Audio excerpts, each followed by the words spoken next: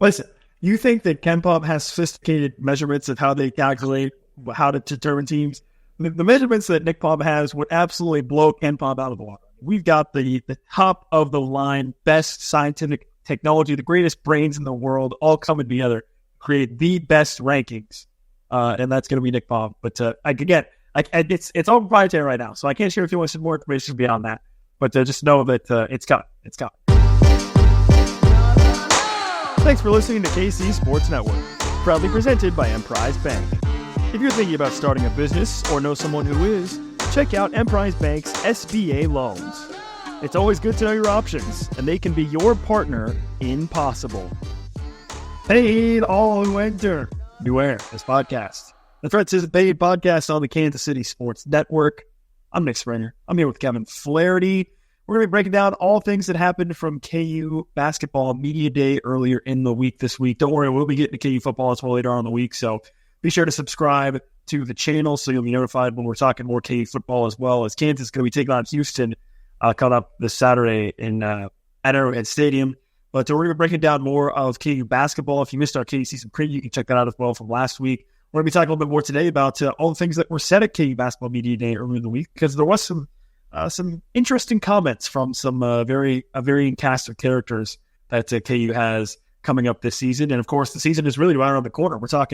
We are less than a week away from Late Night in the Fog.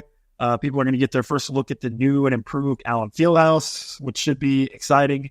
And then, of course, Kansas is going to be taking on Arkansas at an exhibition right before the K-State game in football. And the season starts on November 4th. So, KU Basketball had their media day. Kevin, what was your overarching takeaway? Actually, before we dive too much into the men's side, I do want to give a shout out here and give a little bit of talk to the women's side. We got to hear from Coach Brandon Schneider, from Samaya Nichols, from L. Evans, a transfer for KU. What stood out to me about the KU women before we dive too much into the men?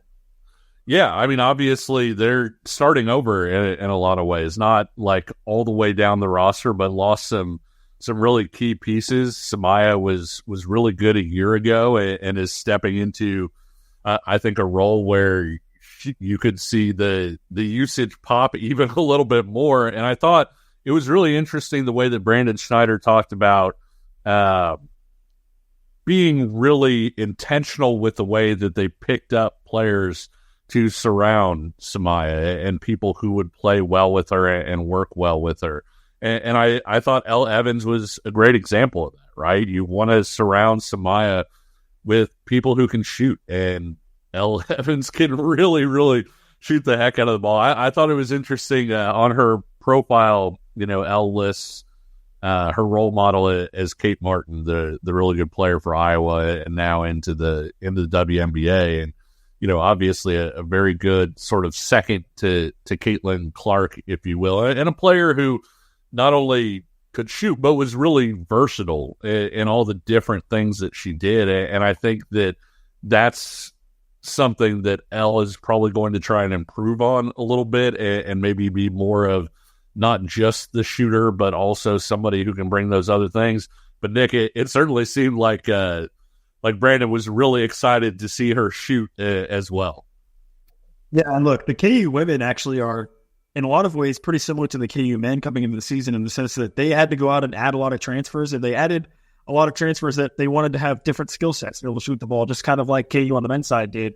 And Brandon Schneider kind of talked about having to change how they play a little bit. When you go up with having a player like Tiana Jackson for so long, who's at 6'6", is such a dominant force inside, to losing that player, it makes sense that you would have to then probably change up how you play a little bit.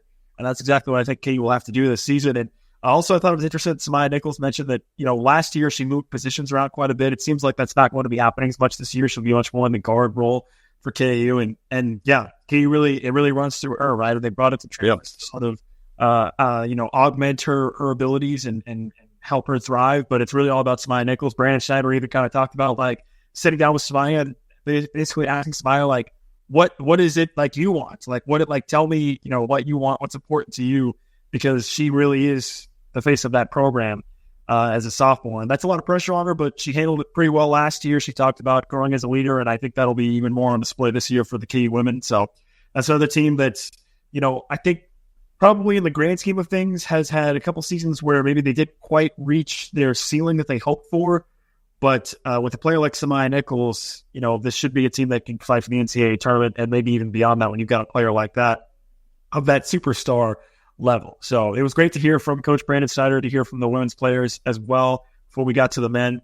So now turning to the men here, Kevin, we're 3 weeks away from the start of the season. Bill Self, of course, spoke at length. We got to hear from a lot of different players, which, by the way, if you are not subscribed to our YouTube channel at Kansas Jayhawks KCSN, you can do that and see a lot of different clips hearing from all the different players on the team, from Flory Madunga to Hunter Dickinson to DeJuan Harris to KJ Adams to anybody else on the team. We got a chance to speak with pretty much everybody from the team and had a chance to get a couple of clips from them. So check out our YouTube channel for some exclusive videos with some of the guys from Media Day. But what stood out to you, Kevin? What stood out to you about this Kansas men's team, who, by the way, preseason ranked number 1 this year for the second straight year? There are a couple things. First off, I think the big news was that Shaq Moore is going to be back in a couple weeks and back on the court. And that doesn't mean he's going to play necessarily in a couple weeks, but he'll be back on the court full speed and they can start that process. I think when he initially had the injury, people were hoping maybe to have him up to speed by conference play. And so that's a much more optimistic timetable and much better news that he's going to be able to do that, because I think they were really counting on his ability to supply depth at that point guard position and the ability to have another defender at that point guard position. Bill Self said that Shaq Moore was the best on-ball defender that they had, which is saying quite a bit. I kind of wanted to dive into that a little bit deeper because, when you got a guy like DeJuan Harris and what he's done and accomplished over the course of his career as a defender, to me, that was a pretty bold statement of Bill Self to make at this stage of the preseason, I guess. Yeah, and Rylan Griffin, who played against Shaq Moore in the SEC, it's kind of funny, they're teammates now. Rylan Griffin, of course, was at Alabama and Shaq Moore at Mississippi State, said that Shaq Moore was a guy that on the scouting report, basically it said, run your offense away from where that guy was. And so, it's kind of funny to get another defender like that in the backcourt. I think that does a lot for DeJuan too. We'll talk about certainly the way that shooting and more offensive weapons will allow DeJuan to do the things that makes him really good, but also having a guy behind DeJuan at the point guard position who can defend like that, I think is only going to make DeJuan a better defender, because I think there were times last year where he probably had a foul or maybe even two and said, hey, I can't make the defensive play that I want to here because I can't risk a foul because they need me on the court and there's a major drop-off when I'm not on the court. That's not as big of an issue. And that leads me to my other kind of big point, and I'd be interested to hear what you say about this. We're in the middle of football season, right? And when you talk about pass rushers, a lot of times you talk about how do they win. And you said, do they win with speed and quickness? Do they win with length? Do they win with hand usage? Do they win with strength? Do they win with motor, where maybe they don't win initially, but they win as the play gets longer? And the reason I say all that is to tie it all back. This Kansas basketball team, we know how they win. I think we know how ideally they win, but I think they're also a lot like that pass rusher that can win in a lot of different ways now, whereas that wasn't necessarily the case a year ago, where they kind of had that one path, and it got even narrower when Kevin McCullough went down, obviously, and when they had some of the injuries and attrition and all of the things that happened there. This year, Nick, I think they're so much better equipped to win in different ways. They don't just have depth like for depth's sake. They have depth that's actually going to help them where they can match up to teams in different ways. They can play different ways stylistically, and on a night-to-night basis, especially in a meat grinder like the Big 12 is, they can win in different ways. Maybe they might win one way on Saturday, they come back on Big Monday, and they find a way to win it in a different way. I think that's available to them this year. Look, man, nobody, and I mean nobody Nobody loves a little 62-57 win more than Bill Self. Like that is what that guy lives for. Okay. But to your point, in this era of college basketball, you do need to have some level of offensive explosiveness. And we talked about, Hunter Dickinson in the past kind of being that stalwart guy, but you bring in someone like AJ Storr, who we talked about in our season preview, as being probably that type of player that, he's the guy that I look to where it's like maybe on one night he has like 4 points, but KU's defense steps up and they end up winning that close game. And then like 2 nights later, he goes off for like 25 and KU wins a game, 80-75 or something like that. Like, he's the guy that I look to for that, but also like Zeke Mayo, I think also could fit in that category as well. I think he's somebody that adds some explosiveness on offense as well. So when you mix guys like that with guys like Shaq Moore, he talked about his defensive prowess, and a guy like DeJuan Harris, and then you throw in a Floyd Badunga, who is again another guy that it could be an elite defender. I think we'll see. Ryland Griffin was terrific in the NCAA tournament. I mean, he was amazing. If you didn't watch Alabama last year, he was one of the reasons they went to that Final Four with his defensive play. And, call back to another KU guy.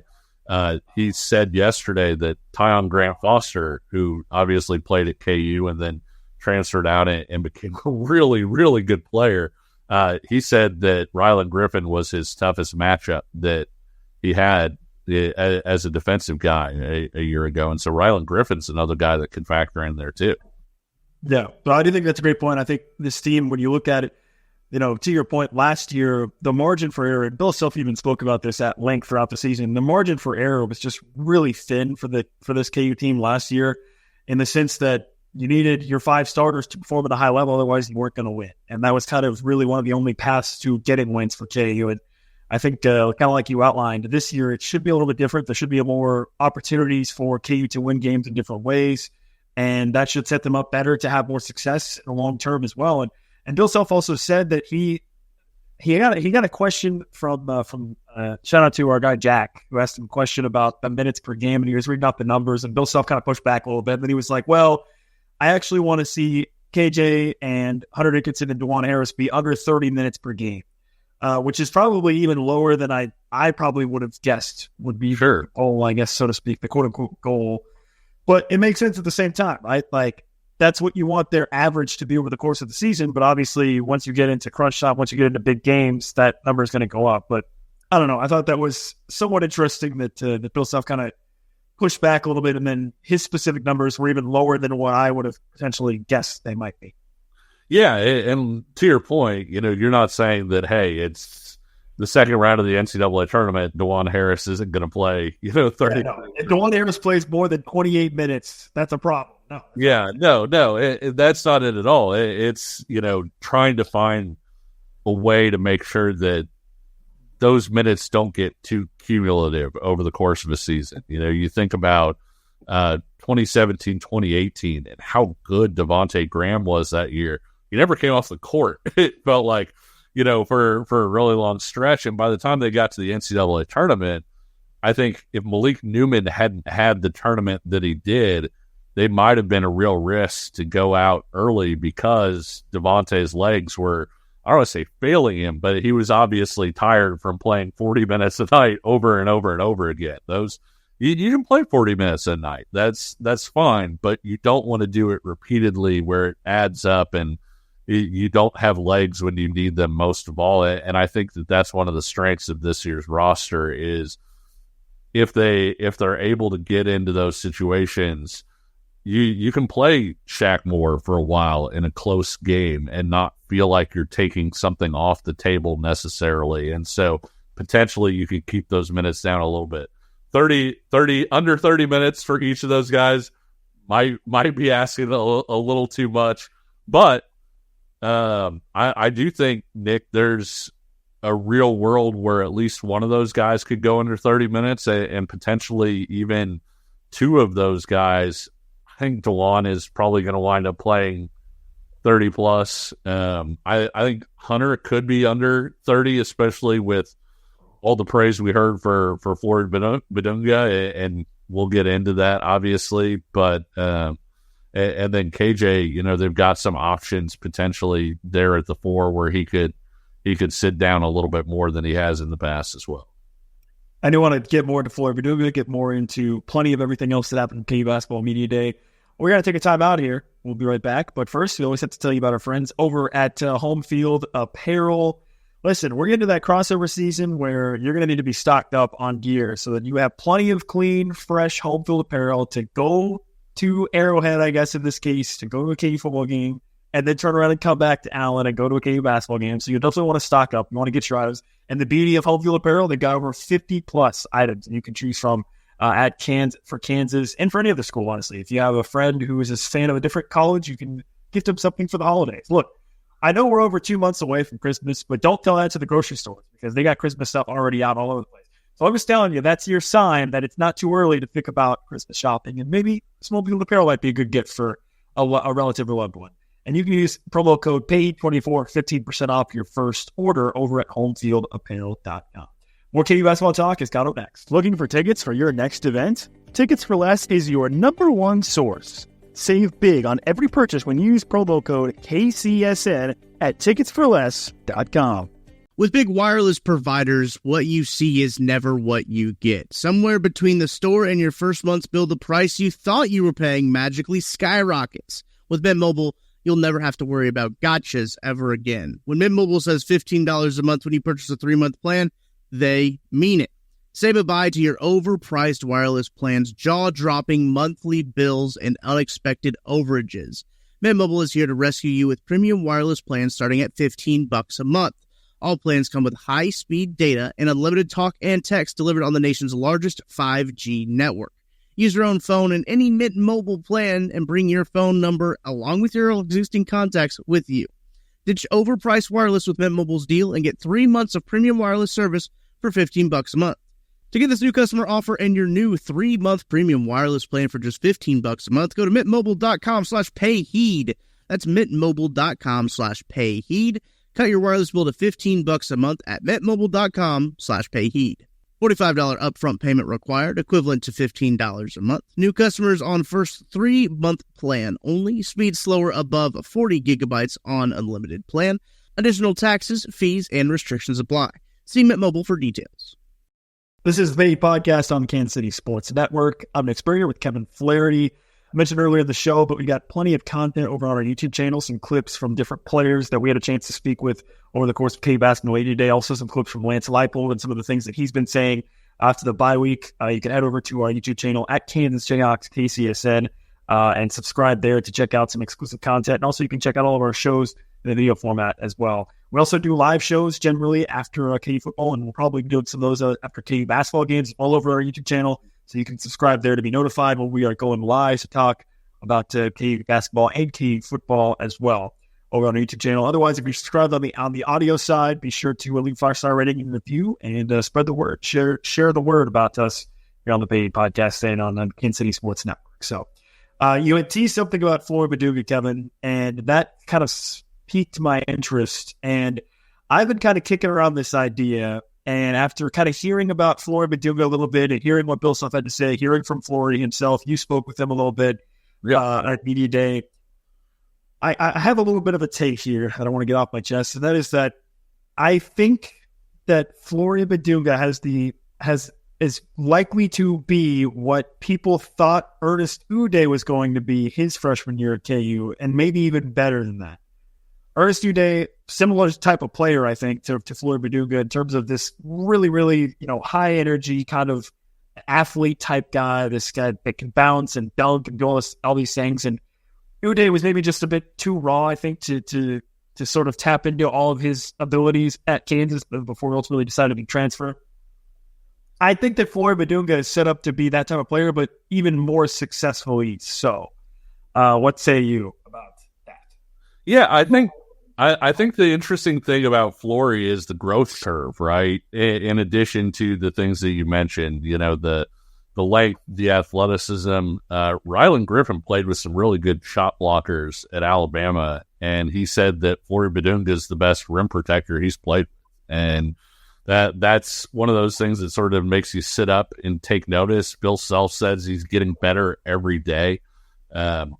Nobody's got a growth curve like Joel Embiid, right? Like when KU lost to to San Diego State, they were kind of sending doubles at him in the post, and he looked like he didn't know what to do.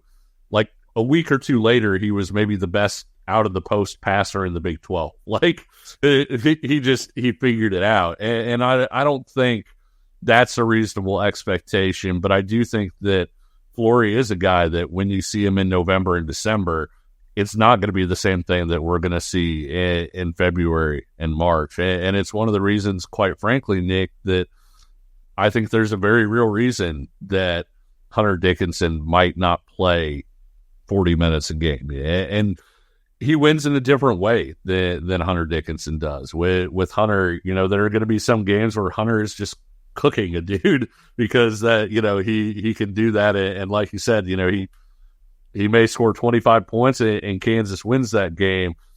Flaherty's a guy, I thought Jamari McDowell was really funny. He was saying, on offense or defense, if Flaherty gets 2 feet in the paint, I'm not getting caught under the basket because I'm not trying to wind up on a poster. He's a guy that really pressures the rim vertically and really tries to kind of hammer everything. And on the other end, he's a guy that moves so well, Nick. Like you think about shot blockers, and a lot of times you just think about guys who are tall and long, or maybe they're bouncy. Flaherty moves horizontally really well, and so I think there's a world too. You look back at the Gonzaga game last year, where Gonzaga really, they kind of put Kansas in jail. Offensively, in terms of the way that they were making Hunter Dickinson move and then attacking and being able to get the ball out to shooters and things like that. If it's a situation where Hunter, for whatever reason, can't hang defensively or they need a little bit more athletic threat, I think he could be that guy too. And we've seen Self carve out roles in the past for guys who could be defensive stoppers and come in either at the end of half or end of game to help them close out things. I think Flaherty can do some of those things for them as well. And so I like your comparison. I think Uday certainly had some good moments and was a really good pick and roll guy. I think by the end of the year, Flaherty is going to have more in his bag than what Uday had at the end of his freshman year. Yeah, and look, to hit on something else you said there about his ability to dunk, like, that's all he's going to do, I think, to start. He might be like a dope type. He's just going to dunk everything. But also, when you think about wanting to limit Hunter's minutes, a lot of that is going to be predicated on how quickly Flaherty is ready to maybe step into a bigger role. Because when you look at the rest of sort of the rotation down low, besides Hunter and KJ, it's Flaherty and then Zach Clements. And with Zach Clements, I have entered into a stage of somebody was commented on our previous show, previewing the season about Zach Clements. And I'll just say this about Zach Clements. And I don't think this is rude at all. I'm just saying, like, with Zach Clements, I'm in a wait and see type mode where it's like my expectations for him are going to remain conservative until I see something to sort of change that based off of what we've seen from him in the past.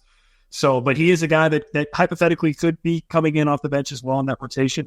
We'll see what that looks like for KU going forward. But otherwise, it really is going to be up to a guy like Flaherty to step up and be prepared to play, however many minutes a game that is required in terms of, subbing in for a guy like KJ Adams or Hunter Dickinson.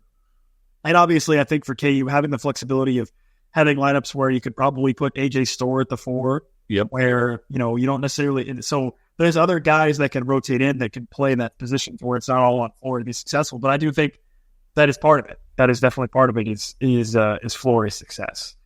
So, Kevin, what do you think of this? KU, I mentioned preseason number 1 again this year. Yep.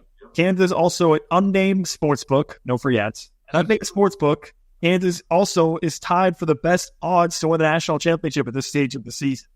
Does that, I don't know, for some people that may be a bit concerning because it's like, oh crap, the hype's too much. I don't know. What do you think about that? Well, Bill Self basically said the no pressure, no diamonds thing.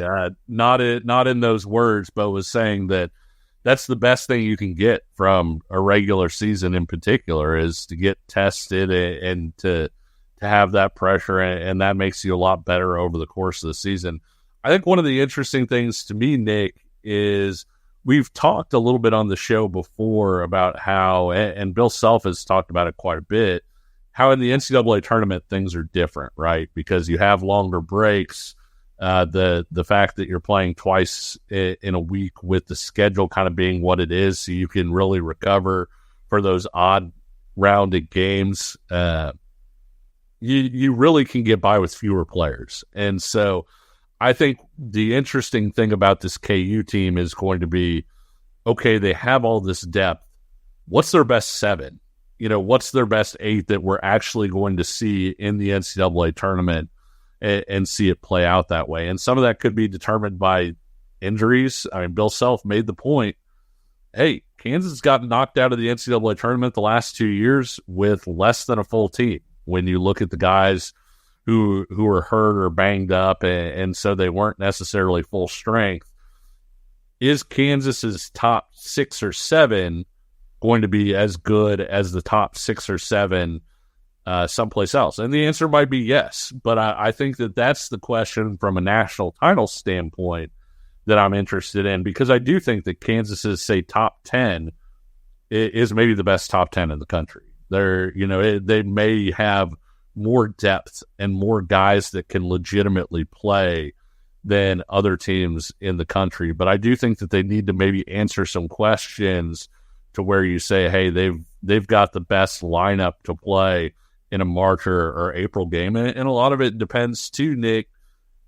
So much of March is just, when do you hit shots and when do you not? And Bill Self made the point that, hey, they've got more guys that can make shots, and generally speaking, they're going to be a better shooting team than last year. But he also said, we're going to have some nights where we don't hit shots. And so does that not – can you avoid that happening against a team that's really going to make you pay for it? And I think the other question with this is, you talked about how they could be really good defensively with some of the guys here. But a lot of those involve guys that aren't necessarily your best offensive players, right? So where's your balance? Where's your lineup to where if you're not making shots, you can potentially lock people down to a point that you can still win that ball game? Well, the fascinating thing about that question of who is KU's best 7 is, I think it's probably going to change over the course of the season. Like, I think, 1 week it might be, this is your best 7, but then the next week it might be, somebody else. It could be, I keep going back to AJ Storr as sort of that sort of linchpin of this whole thing. I think is he the type of player where he's on for the whole season, or is he, is he up and down to where some weeks it's not great, other weeks it's good, so on and so forth. So I think it could also change over the course of the season, which I think puts Bill Self in potentially an interesting position once we get later in the year, because, the Bill Self circle of trust is a real thing. And if you are in it, then you're going to play. If you're not in it, then you're not going to play. So the question is, later in the year, who's in it? Who is outside? Who's on the fringe? I don't know. We'll see how it all shakes out. But I do think that's an interesting question to pose, and I think it's one that's probably going to be morphing into different answers over the course of the season. And the other thing is, we talked about the defenders for KU. Look, Shaq Moore can be the best on-ball defender with DeJuan Harris. They've got individually great defenders, I think, on paper. How do those guys gel together? Sure. Team defense also could be critical as well for KU in this season as well, because they're going to be tested. If you look at the rest of the Big 12, they're going to be certainly tested on the offensive side. Ken Palm has updated his rankings over the weekend for 2024-25, and first of all, it shouldn't be shocking. There's a lot of Big 12 teams. There's also a lot of Big 12 teams that are near the top in defensive ratings. I mean, Houston is number 1, KU's 10, Iowa State's 2, Arizona is 9, Texas Tech is 7. Like, there's going to be some ugly, ugly games, I think, in conference play between some of these teams when you look at the Ken Palm ratings. I'll just say this about the Ken Palm ratings. I don't actually care what Ken Palm's ratings are right now, because Ken Palm, the ratings don't really start to become accurate until once you get into like almost a third of the way through the season, because he's taking into account, previous production plus, who knows, XYZ. So I don't really pay attention to Ken Palm ratings that much until we get closer to the, I guess like feast week, like tournament week. After that, then I start to pay more attention when teams have played other competition. But people always want to talk about Ken Palm. I want to talk about Nick Palm. That's right. Nick Palm is a cutting edge, the best scientific method, the greatest scientific minds have come together to create Nick Palm, which is the correct basketball rating system.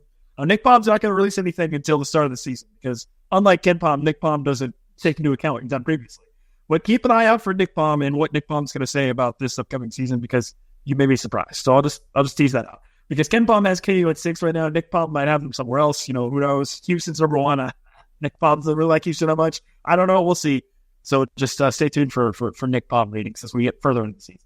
I'm interested to see the Nick Palm ratings, and I do think I do think it's kind of interesting because like the way that they take not just like last year's stuff into account, right? Like they take recent history into account, and so that's why, for instance, you have like UConn at 5 and KU at 6, whereas I think if you asked an average person off the street, like, hey, 20, 24, 25, Kansas versus UConn, and ask a random coach, I should say, or somebody that's, involved in the sport, I'm not sure UConn is going to be that good. Obviously, Dan Hurley is a great coach. You're depending on, Alex Caravan taking a major, major leap from not just being a really high-level role guy, but then becoming like an all-American level guy, and you're counting on different jumps. Kansas, I think, has fewer questions. I think filled in some of the questions better than UConn did. So I'm guessing, and again, I know teams have to play in order for Nick Palm to come out with ratings, but I'm guessing that Kansas will be ahead of UConn in Nick Palm. It just is one example out there. Listen, you think that Ken Palm has sophisticated measurements of how they calculate how to determine teams? The measurements that Nick Palm has would absolutely blow Ken Palm out of the water. We've got the top of the line, best scientific technology, the greatest brains in the world, all coming together to create the best rankings, and that's going to be Nick Palm. But it's all proprietary right now, so I can't share if you want some more information beyond that. But just know that it's coming. It's coming. I do think KU would be higher. Would be higher in Nick Palm at this stage, if I had to guess. Obviously, I don't know, because Nick Palm is, we don't know, but I'm just guessing it might be higher than UConn. But yeah, I mean, you look at the Big 12, and I guess we'll have to use Ken Palm's lousy ratings for now. If you look at Ken Palm, they have a lot of Big 12 teams in the top 10 and the top 15.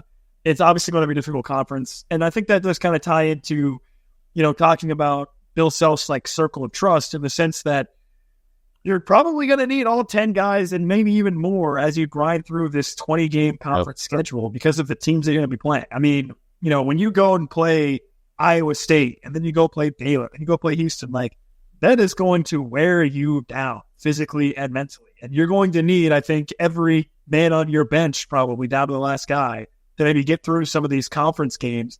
And look, that just makes it that much more difficult for KU to win the conference. But that's what they live for, right? Faces change, expectations don't. That's what they live for. So, I don't know. It should be very exciting. Obviously, we'll see in the non-conference play as well. Kansas is going to be, having some tough opponents there. You think about Duke. You think about going to play Creighton in the Big 12 Big East battle as well. So, I'm certainly excited for it. And KU's preseason number 1 again. One thing I do want to say, and I want to shout out to my guy, Derek Johnson. All right. The show, Derek Johnson. Derek Johnson, a couple of years ago, did a little bit of a deep dive into this. And basically, in the last 20 years, if you are a preseason number 1 team, you are almost guaranteed to make the second weekend of the NCAA tournament if you're a preseason number 1 team, with one exception. That's Kansas.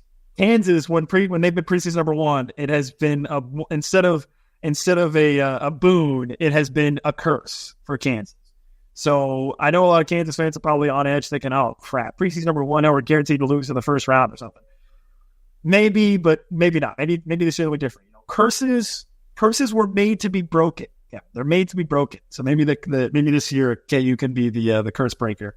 Because again, historically speaking, from a trend perspective, the numbers show if you are a preseason number 1 team, you are going to be very, very successful, especially in the postseason, except for Kansas.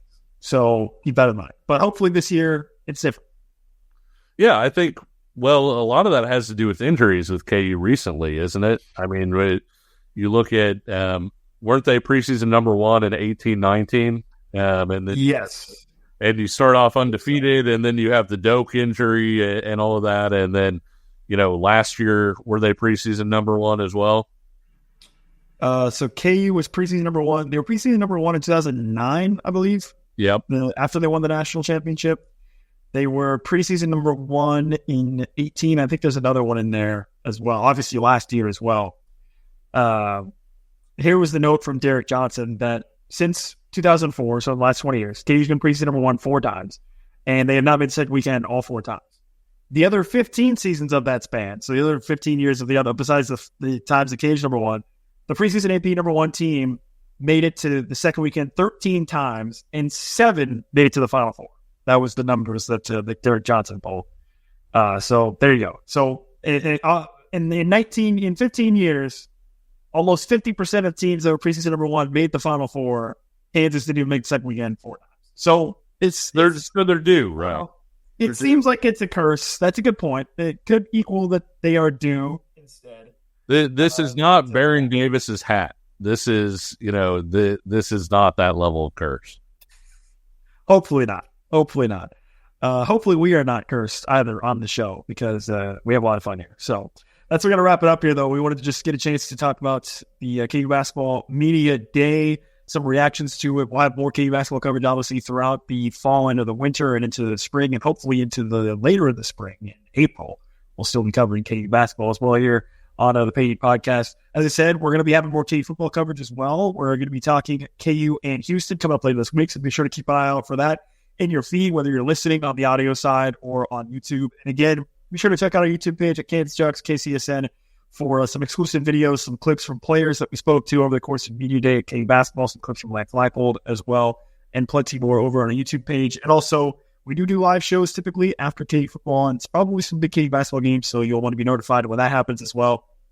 But however you're listening, however you're watching, be sure to subscribe, leave a 5-star rating and review, share a comment. We read every comment. We really do. I promise you that. We read every comment. And you can also text us on the KCSN hotline powered by Mint Mobile at 913-407-6524 to join in the conversation. There's so many different ways to talk with us. We've had some fans DM us as well, which has been great. You can find us on social media. Our Paid Podcast at Paid KCSN on Twitter. You can follow myself or Kevin individually. I'm Nick Springer 29. Kevin's K Flaherty KCSN. So tons of ways to get in contact with us, share your thoughts, share your feelings. Are you mad that KU's preseason number one? Are you upset? How are you feeling about this KU basketball team? And, of course, KU football as well. We'll be talking that as KU takes on Houston coming up on Saturday. So plenty more in your feeds on the way, content-wise. Be sure to be on the lookout for all of that. Until then, stay safe. I promise you, it's a good thing KU's number one preseason, and we will talk to you again soon. See ya.